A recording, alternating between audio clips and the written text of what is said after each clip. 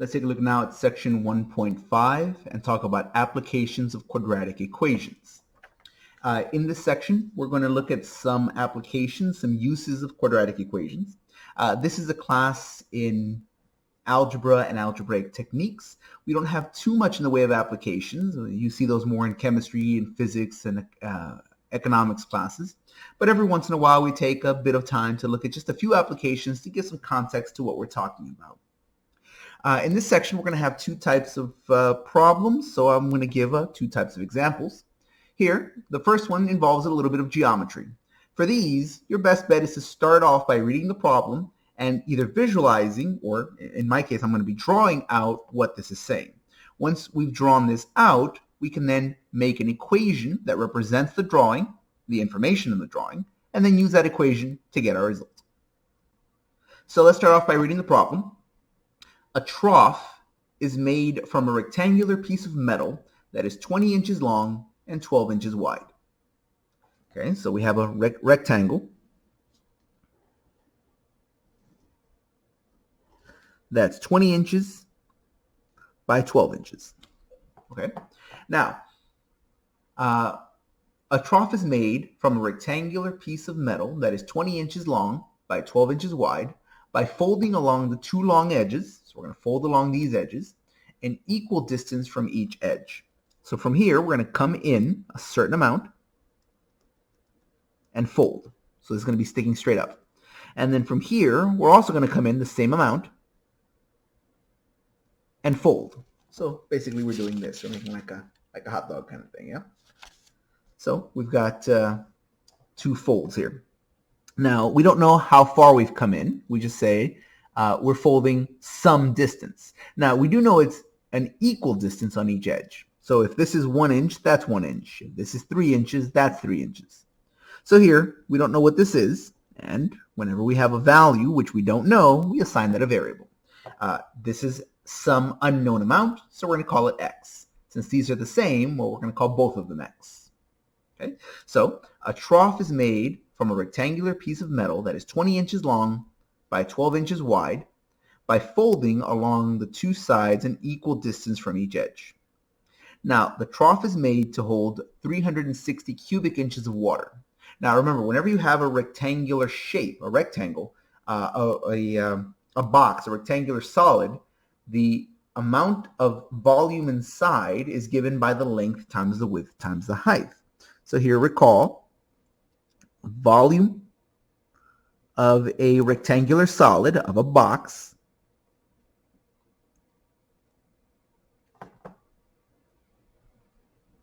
is given by V is equal to the length times the width times the height. Okay? All right, so whenever we make this into a box, whenever we fold it up, the amount of water it should hold is exactly 360 cubic inches. All right, if we want that to be true, how far in should we fold? All right, so let's take a look here. When we fold this up, well, let's see. The length of this box is going to be 20 inches, right? Doesn't matter how much we fold, this is still going to stay 20 inches, right? If this is the long edge and it folds up, okay, that long edge is now sticking straight up instead of being flat, but it's still 20 inches long. So here, this length is going to be 20, no matter what. Now, the width is going to change because right now the full width is 12 inches. But if I fold it a little bit, let's say I fold it 1 inch from each edge, well, that's 12 inches, but now I've removed 1 inch from either side, so now that's just 10 inches. If I fold it up 2 inches, I've removed 4 inches total. 2 and 2 make 4, so that'll only leave me 8 inches. So the width, the more I fold, the more of this comes up, the less there is of a width. All right, so here the width is going to change. The maximum it could be is 12, but then we're going to subtract whatever x is. Oh, but we're going to subtract x twice, right? We're going to subtract it once for this side and once for this side. So 12 minus 2x. Once again, if these are each 1 inch, right, if I double 1, that's the 2 inches total. And if I take the full 12 inches and I subtract the 2 inches that are on either side, that'll leave me 10 inches for my width. Right? So my width is going to be the whole 12 minus the two little pieces that I'm folding upwards. And then my height, well, if I'm folding this up by an inch on either side, it's going to be 1 inch tall. So here, this height is just my x. All right, so once I fold this up, it's going to look like this. It's going to have a 3D shape.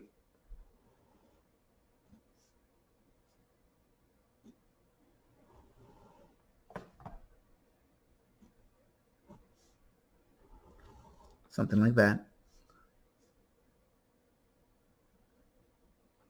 And this will be 20 inches along. This will be not the full 12, right, because you've lost a little bit of distance. It's going to be 12 minus the 2 pieces that were folded in. And then the height is going to be the x, which is the amount that was folded in. Okay. So now if I multiply those 3 things together, my volume is supposed to be 360.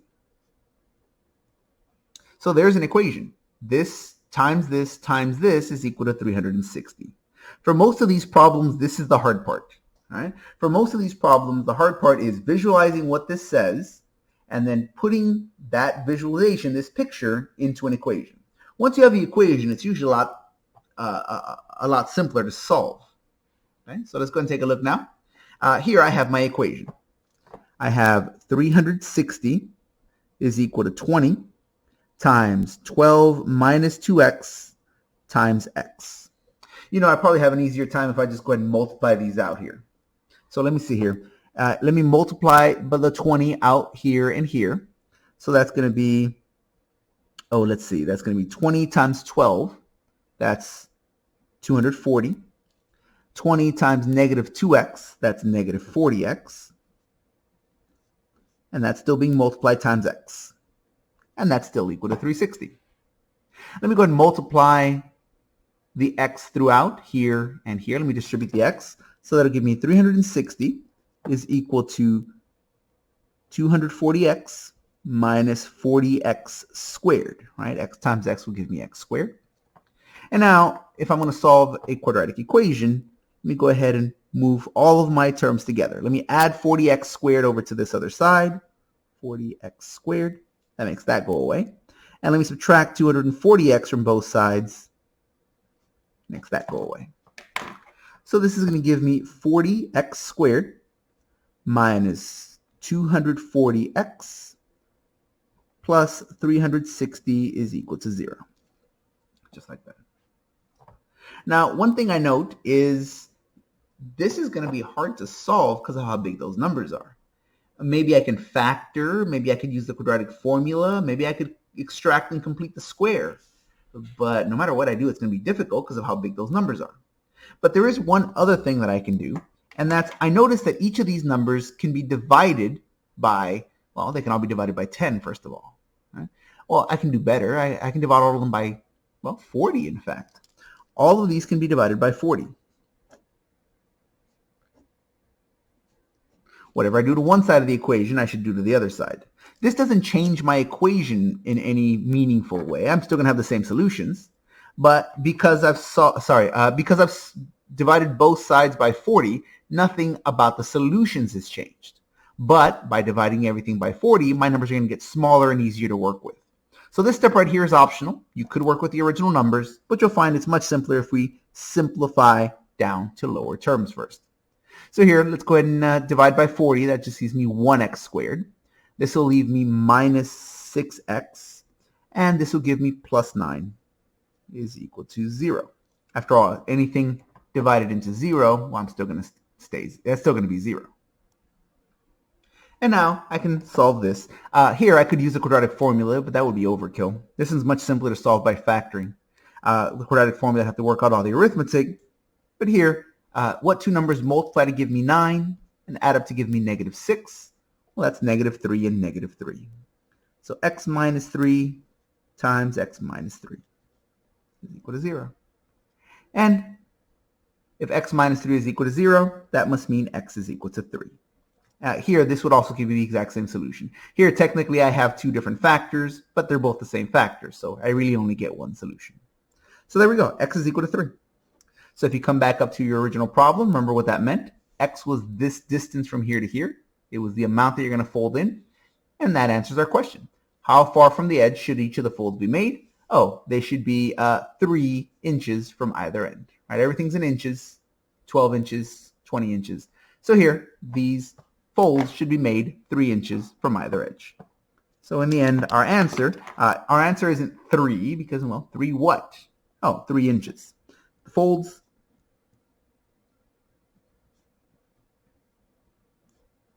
should be made 3 inches. I misspelled inches. There we go. 3 inches from either edge. And that's our result. For any problem that involves geometry, for any problem that involves we're finding an area, a volume, a circumference, a perimeter, anything like that, your best bet is usually either visualizing or drawing out the problem, and then from that illustration, try to find an equation that describes that object. Once you have an equation, you can fill in your blanks and then solve. Usually, this is the hard part, getting this written out from words and an illustration into an equation. Once you have an equation, anything that you're going to see is going to be a nice, simple kind of problem. This is meant to be an introduction to these kinds of problems. Yeah? Okay. Let's take a look at another example of this. This next example isn't geometric in nature. Rather, it involves a known model. This is the kind of problem you would see in a physics class. The highest vertical leap on record is 60 inches, held by Kadur Ziani. For this jump, Kadur left the ground at a velocity of 8√5 feet per second. That sounds like a strange way to say that, right? Most people would say that as a decimal. Most people would say 17.8 feet per second. But here, they're giving you a more precise number for a couple of reasons. One, because it'll give you a more precise answer, but also because it's actually a little bit easier to use these kinds of numbers than decimals whenever you're dealing with models. All right, so we're going to use the model. S is equal to -1/2 gt squared plus v naught t plus s naught to express Kadur's height in feet above the ground t seconds after leaving the ground. Don't worry about where this equation came from. In physics, you talk a little bit more about this and its derivation and so forth. But this is basically a model that's used to describe the relationship between the position of a falling object, gravity, the acceleration due to gravity, and the initial velocity and the initial position based off of time. Right? Here, this is just an equation where we're going to substitute in some values. Right? In physics classes, you'll get a little bit more detail about what some of these mean. And in calculus classes and higher, you'll learn a little bit more about differential equations and antiderivatives of position functions. And where this comes from makes just a little bit more sense there. But for now, we're just going to take it as here's a formula that came from somewhere, and we're going to go ahead and use it. All right. So the model, S is equal to -1/2 gt squared plus v naught t plus s naught. This is a generic formula, meaning it applies to lots of cases. But here, we're going to apply it to this specific case. Here, S naught, N-A-U-G-H-T. It's an old word for zero. Anytime you see a letter with a little zero next to it, it usually means the initial whatever.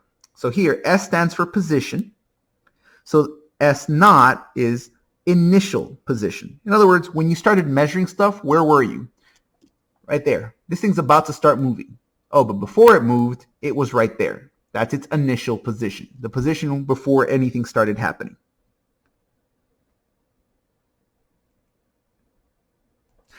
V stands for velocity. So V naught is the initial velocity. Okay, this thing's moving, and it's about to move faster. It's about to speed up. Okay, before it sped up, how fast was it going? That's its initial velocity, before anything else happened.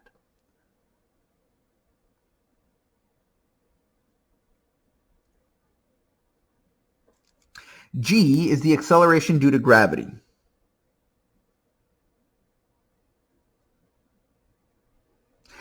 That will change depending on where in the universe you are. If you're on the moon, if you're out in space, or whatever. But on the Earth, it's 32 feet per second squared. All right, that's just the number that we use. It actually does vary slightly depending on where you are on Earth. It doesn't vary enough to make a difference. So for any problem we ever see, g is 32 feet per second squared. If you're doing it in meters, it's a little bit of a different number, but here we're going to be doing everything in feet. Okay? In meters, it's 9.8. But for feet, we're going to be using 32 feet per second squared. All right. So let's go ahead and create a model using this. You might say, well, what is t?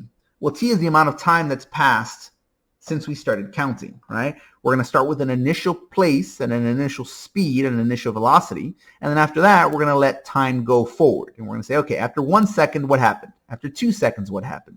So here, we're not going to plug in anything for t. T is the variable of our equation.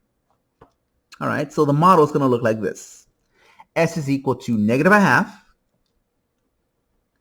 times g, which, again, it depends where in the universe you are, but anywhere on Earth, it's going to be 32 feet per second squared. We're just going to use the number. We're not going to worry about the unit. Where do we get 32 feet per second squared? That's experimentally confirmed in physics classes. If you're taking university physics, you'll do some experiments where you'll come up with that same number yourself. But for now, it's just something we're getting out of a book. Yeah? T is going to be the variable of our equation, so we're not going to plug in anything in for that. We're just going to leave it as t squared plus. Here, v naught is the initial velocity. That's this 8√5. Quadratic left the ground at a velocity of 8√5 feet per second. That was his initial velocity. As he's going to go higher and higher, he's going to start to slow down, right? Because gravity is going to pull him back down. But at the moment he left the ground, at the moment we started counting, that v naught is 8√5. 8√5. Again, that t is just a variable. It's going to stay t. Plus s naught. S naught is his initial position. Well, notice, for his jump, Quadratic left the ground, meaning his initial position was on the ground. In other words, when we started measuring him, he was not at any positive elevation. If we said this initial position is 5, that means he started 5 feet above the ground. If this initial position was -2, then he would have started in a hole 2 feet below the ground. Oh, but he started on the ground. So for this particular problem, S naught is going to be 0. Right? S naught is the initial height. Since he started on the ground, that height is 0. And now we can go ahead and clean that up. Here we're going to write this as S is equal to -1/2 times 32. Well, let's see, half of 32 is 16. So negative would be -16. So -16t squared plus 8√5t. And then we could write plus 0, but most people usually don't. So just leave it like that. So there we go. There's our model.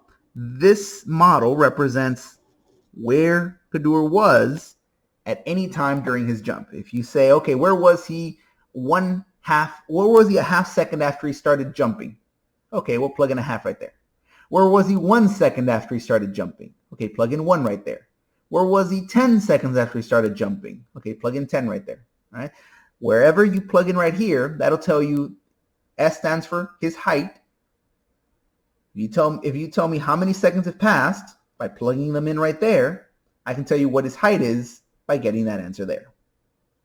All right, so there's your model.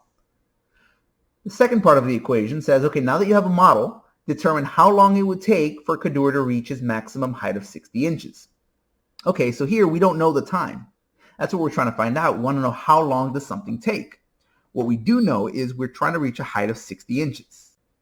Notice this is in inches, whereas our problem's been in feet. So here we should write that in feet. 60 inches is the same as saying 5 feet. Don't mix your units. If everything else is in feet, you plug in inches, that's going to give you something very incorrect. So here we're going to plug in 5 feet. So right here we have a model that says S is equal to -16t squared plus 8√5t. Like that. And here we know that we want our height to be 5. So we're going to plug that in.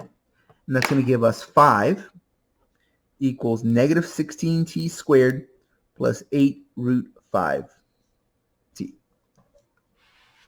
And that's a quadratic equation. We can solve that.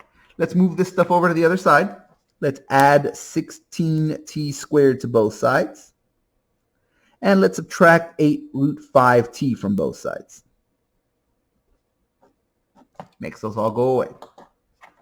So now I have 16t squared minus 8 root 5t plus 5 is equal to 0. And now I'm going to solve for t. I'm going to figure out what t is, and that'll tell me how long it takes for him to be at that height. This is actually a problem from our textbook. In the textbook, it will say round to the nearest tenth of a second. In this course, we're not allowed to use calculators, so we're not going to be doing that. We're not going to plug this into a calculator and round it. We're just going to set up the problem. Namely, we're going to plug this into the quadratic equation and simplify.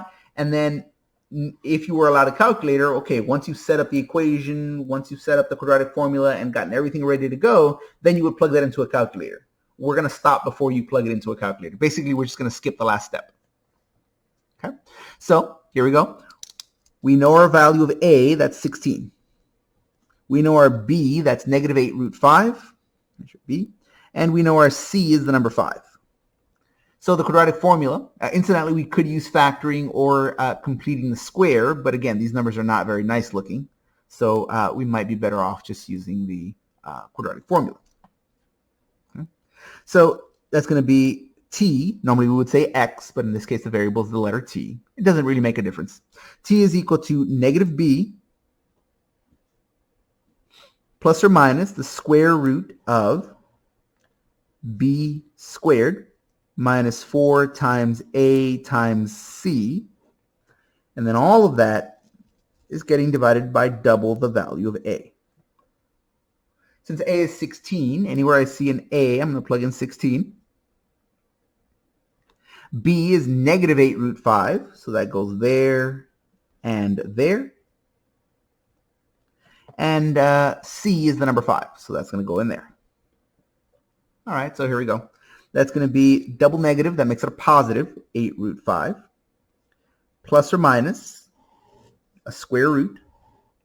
Here, that's going to be 2 times 16 is 32, just like that. And then inside of here, we're going to simplify.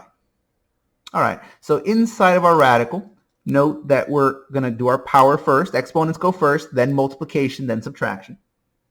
So here we're going to say, okay, we're going to square this. Well, let's see.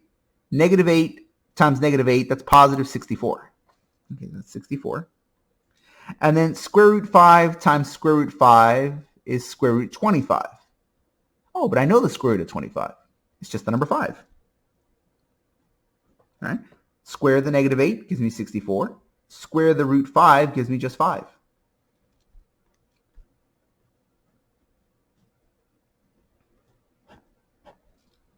Okay, now multiplication shows up. Okay, well, I have some multiplication here and some more over here, so let's go ahead and do that. That's going to be 8 root 5 plus or minus the square root of, let's see, 64 times 5, that's 320. Here, let's see, that's 4 times 16, that's 64, times 5 is 320. Oh, and that's going to go away. So that's just 0. Okay, so that's going to be 8 root 5. I could say plus or minus, in fact, let me do that. Plus or minus the square root of 0 over 32. But of course, square root of 0 is just 0. So here, I just not write that, right? Plus or minus 0, nothing happens. So really, that's just going to give me 8 root 5 over 32. And then here you can reduce that. 8 over 32 is the same as what? 1 over 4? So that's going to be 1 root 5 over 4. All right, and at this point, if you were allowed a calculator in the class, you would say, okay, now let me plug that in and then round it to the nearest 10th place. But here, we're not going to worry about that. We're not allowed a calculator in this class anyway, so we're just going to stop one step before the end of the problem and just say, okay, there's our answer. Now remember, the question that we're answering here is determine how long it takes for him to reach a maximum height. All of our heights are in feet, and all of our times are in seconds. So here, to answer the question in full, this is the amount of time, but, well, you know, is that number of minutes, number of hours? Well, in this case, it's number of seconds. Right? And once again, the question in the textbook would ask you, this is number 40, I think, from the homework problems from the exercises in the book. But if you were to use a calculator, you can then type it in right here and you would get some result. But in this class, we're not really using calculators, so we're not going to bother with one of these things here. We're just going to go ahead and stop one step early and just leave it like that. So that's it. Every problem that we see in the book is some variation on some of these. Either you're going to be given some kind of formula, some kind of model, in which case you're going to plug something in and then solve to find your result, or you're going to be given a description, or if they're nice, they might even give you a picture, and you're going to use some geometry, and then once again, you'll have an equation which you can solve to get your answer. There's going to be some variations on these, the kinds of formulas you're given or the kinds of shape that you're building, but basically they all work out as to one of these two examples. So that's it for this section. If anybody has any questions, please make sure you make a note of them, write them down, and then email me or let me know next time we meet. All right? I hope everyone has a nice day.